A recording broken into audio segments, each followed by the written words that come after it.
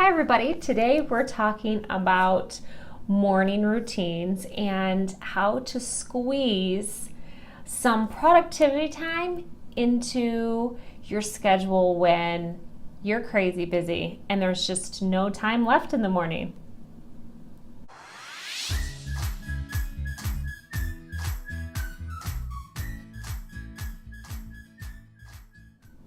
In another video, I talked about Hal Elrod's book, The Miracle Morning, and how that turned me on to the power of morning routines. I also mentioned that I'm not a morning person, or at least I definitely wasn't, and I'm still not as much as I would like to be, but I'm proud to say that I'm doing pretty well. I'm getting up roughly an hour and a half before I ever did. I'm up before the sun comes up, and I get cracking first thing in the morning. However, I don't necessarily have gigantic bursts of energy in the morning to get a whole lot done. So I have found a way to manipulate my morning so that I can get the most into it and out of it without adding too much time or having to push myself to get up too much earlier. I'm all about shortcuts. So if there's a shortcut to do something and still find power in it, I'm gonna find it. So I want to share with you what I'm doing to find a way to get the 6 critical components of a positive and successful morning routine into my schedule, because it may actually help you get them all into your morning routine as well. So we talked about squeezing in some time for silence, and really that's just mindfulness, that's meditation. It can be called a couple of different things. It's really just quiet time. It's that time that allows you to reconnect, take a moment and just be in the present and absorb the now. And I do this first thing in the morning. I wake up and I don't like getting out of the warm, comfortableness of my bed. It's freezing in my house, so it's hard for me to even move. But what I like to do is just sit up and take a few minutes, and I kind of stretch out, and I don't let myself do this lying down, otherwise I just go back to sleep.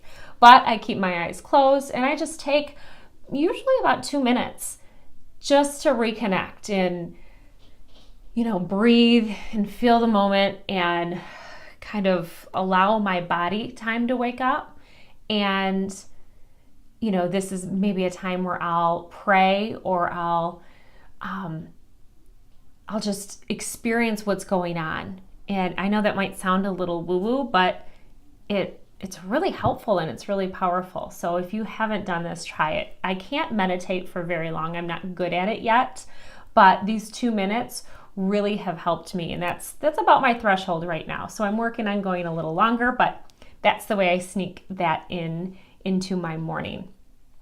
I believe strongly in affirmations. I will say it a million times. They're important. I use an abundance journal that I've created, and I have links to it that I'll also put below if you want to use the same thing. And I write my morning affirmations down every single morning. And if it's something that I really need and I need to see it all day long and remind myself to say it, if it needs to go beyond the morning, I put it on a sticky note and stick it on my mirror.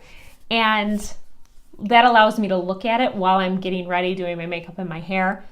If I need it, beyond that, I'll put it on a sticky note and put it in my car. I mean, these 3M people with the sticky notes love me. I use them like crazy, but they work.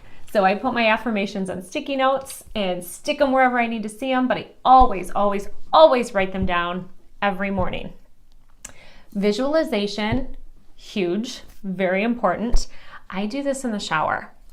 I don't allow myself enough time every morning to sit and actually make space and make time for it. But I like my shower and I have time in there. So I take a few minutes just to let that steam hit. I close my eyes and I visually go through my day. What is it that I'm looking to accomplish today? How is that going to pan out? How is it going to feel? How are people going to react? And this allows me to play out the different scenarios in my head, kind of like I'm seeing a movie of my day before it actually happens. so I can prepare for curveballs and kind of work those out and how I might react to those if they should happen. So it's a huge way to take control of your day, put yourself back into the driver's seat, and go for it and make sure that you're controlling what happens throughout the day. Exercise. On some days, I'm pretty good and I can get to the gym. I have been on a mission to get healthier this year, so I've been doing a good job at that, but it's not always possible. And when it's not, I still like to get my heart rate up because I find that it does really help to wake me up.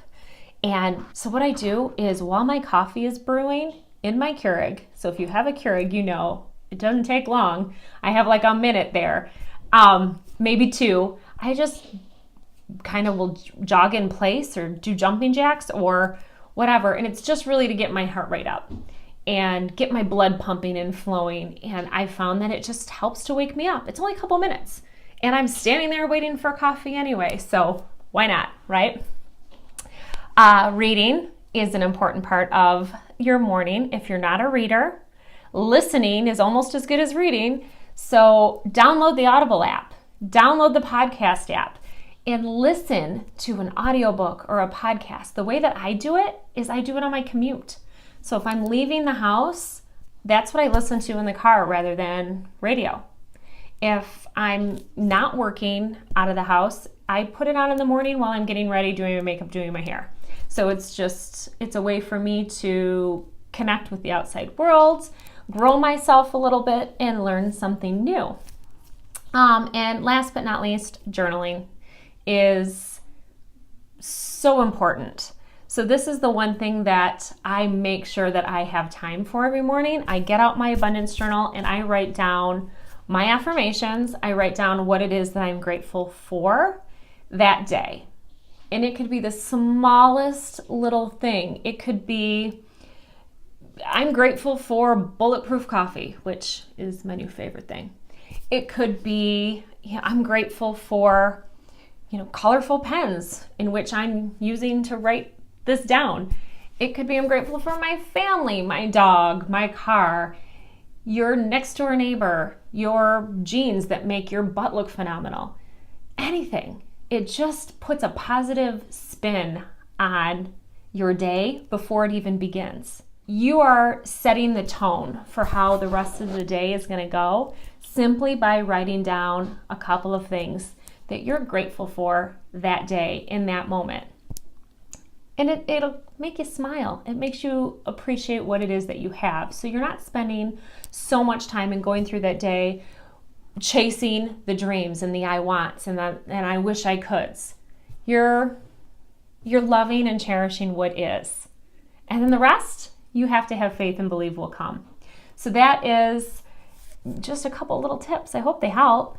That's how I squeeze all of these things into my morning. And with a couple of tweaks and finding a way to multitask and maybe squeeze them in and combine them with other activities that you're doing anyway, you also can get these 6 lifesavers, as Hal Elrod calls them, into your morning without a hitch. So good luck to you. I wish you happy, miraculous mornings in the days to come, and I'll see you on the next video.